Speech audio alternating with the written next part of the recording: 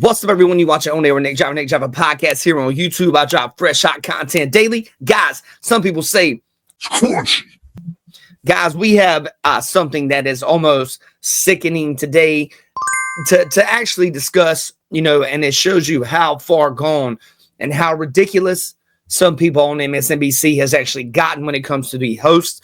Nicolle Wallace and Rachel Maddow were blasted online over the last day or two for politicizing Trump's honor of 13-year-old cancer survivor. Let's jump on into the video, and you guys let me know in the comments what you think.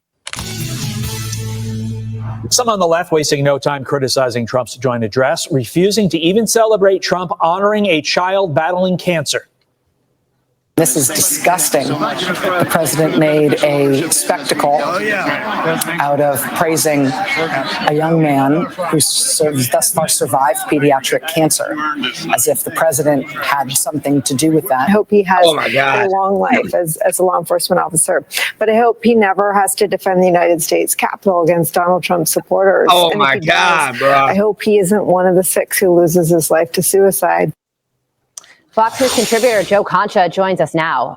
Joe, there were an hour and 40 minutes worth of political moments that Democrats could find a way to attack regarding this speech, but they chose to include the moment where a child with cancer who wants to be a police officer was honored. Yeah, guys, what do you think about this in the comments? To me, this makes me sick almost. I almost did not want to do this video because of how ridiculously vile these MSNBC hosts actually are. Nicolle Wallace and Rachel Maddow. Rachel Maddow wants to get on TV and call everybody a racist and do all this crap. That's fine. But the idea of you guys both trying to make this about January 6th, it's a child that's 13 years old that Trump honored for fighting brain cancer over the last 5-6 years of his short life. And you guys turned this in, Rachel Maddow and Nicolle Wallace turned this into an absolutely disrespectful, hate-filled segment on their shows. Unbelievable, guys. Grasping at straws at best. What do you think? 13 years old, right, Carly? And as usual, the people paid 7 figures to provide sober, objective analysis, are completely disconnected with the American public. CBS poll taken last night after the president's address, 76% approved of Trump's speech. Most viewers tuning in said it made them feel hopeful, proud, these are quotes, presidential, inspiring, and unifying. A big majority also called it entertaining. A CNN poll taken right after this address as well found nearly the same results. Nearly 7 in 10 viewers, 69%, had a positive reaction to the president's address last night. And the big takeaway, besides how comfortable and confident CNN wants to, CNN and MSNBC are basically on the same team. They want to sit there and say all this crap like MSNBC did when it comes to this young man fighting brain cancer, want to get notice, and Trump making him a official Secret Service agent for a day. It was a beautiful moment, man. A lot of people said that they were crying tears of joy during that moment.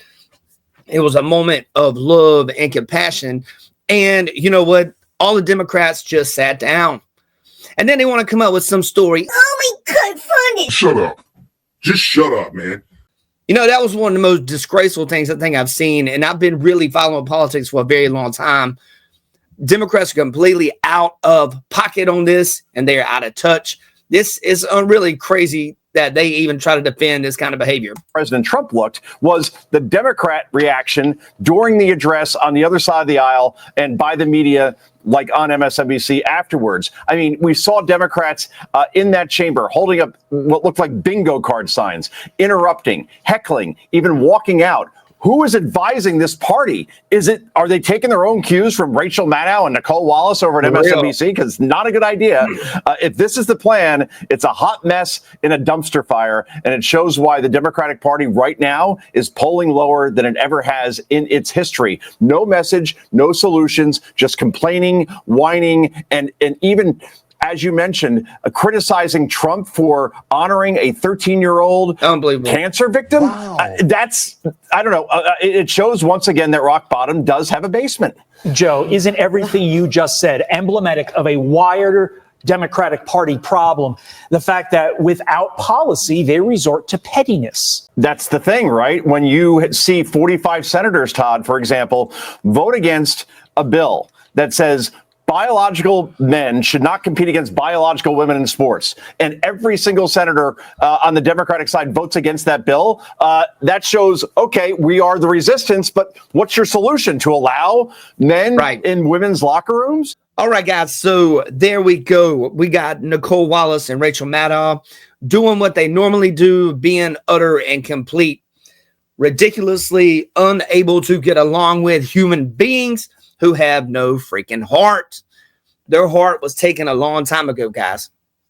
Anytime you celebrate someone that is going to jail, such as Donald Trump, or you trying to get him in jail, trying to do all this stuff, and then you get on, and all you do is you hate. Everything you do is just visceral hatred. It's trying to take another person down because you don't agree with them. You call people racist. You call people Nazis. You call people white supremacists. You keep doing these things. You allow men to play in women's sports. You want everybody to come across the border. You pay for people that are illegal aliens to come across the border, and you pay thousands and thousands and thousands and $7,000 for an illegal alien to come across the border to stay in a New York hotel. But then guess what you do? What? You get pissed off whenever Elon Musk is going through Doge and wants to refund Americans $5,000 of their own tax money. What side are you guys on right now? Hamas? Are you guys on the side of Hamas right now? You guys clearly hate the United States, man. What a mess. People can vote for what they want to vote for, guys, but geez, bruh.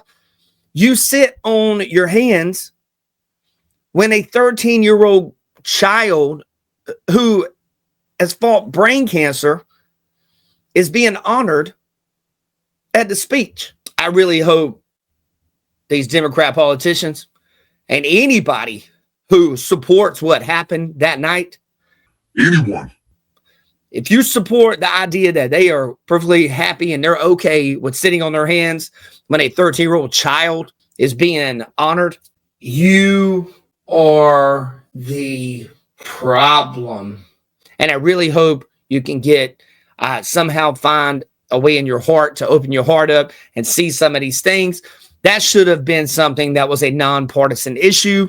You guys should have got up and clapped. Nancy Pelosi, hey, I don't know what to say, guys. Maybe she's mad too because her husband was playing hide the hammer with that guy. You guys have a blessed day. You take care. You watch your On Air with Nick Java podcast here on YouTube. Guys, y'all be safe, man, and keep spreading the love. We're spreading the love over here, man. We're spreading the love, man. We keep on winning, boy. Let's get it.